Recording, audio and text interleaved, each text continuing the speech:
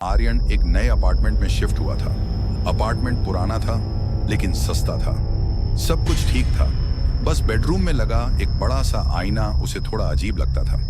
एक रात जब आर्यन सोने की तैयारी कर रहा था, उसने आईने में देखा।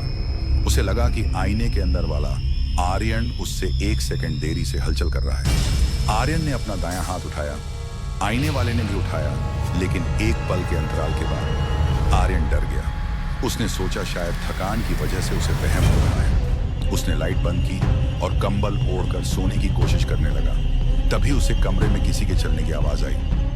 टप टप टप। उसने हिम्मत जुटाई और स्विच ऑन किया। कमरा खाली था, लेकिन जब उसकी नजर आईने पर पड़ी तो उसके पैरों तले जमीन निकल गई। आईने के अंदर वाला कमरा अंधेरा था। आईने वाला आर्यन वहां खड़ा था। उसके हाथ में एक चाकू था और उसकी आंखें बिल्कुल काली थीं। वह आईने के अंदर से बाहर निकलने की कोशिश कर रहा था और कांच पर जोर जोर से मार रहा था। आर्यन चीखते हुए दरवाजे की तरफ भागा, लेकिन दरवाजा लॉक था।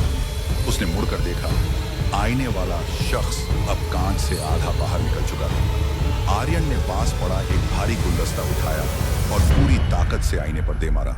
छन्नन! आईना चूर चूर हो गया। आर्यन ने चैन की सांस ली। सब कुछ शांत हो गया था।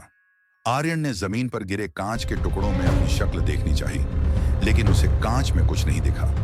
तभी उसे एहसास हुआ, वह खुद को महसूस नहीं कर पा रहा था। उसने अपने हाथ देखे, वे धुंधले हो रहे थे। उसने सामने देखा, वह शख्स जो आईने से बाहर निकला था अब आर्यन के पलंग पर बैठकर आराम से सांस ले रहा था। उसने आर्यन की तरफ देखकर एक शैतानी मुस्कुराहट दी और कमरे की लाइट बंद कर दी। आर्यन को समझ आ गया, वह अब असली आर्यन नहीं था। वह तो कब से आईने के अंदर कैद एक साया था, जिसने असली आर्यन को धोखा देकर आईने के अंदर खींच लिया और खुद उसकी जगह बाहर की दुनिया में आ गया। अब असली आर्यन कांच के उन टूटे हुए टुकड़ों में हमेशा के लिए कैद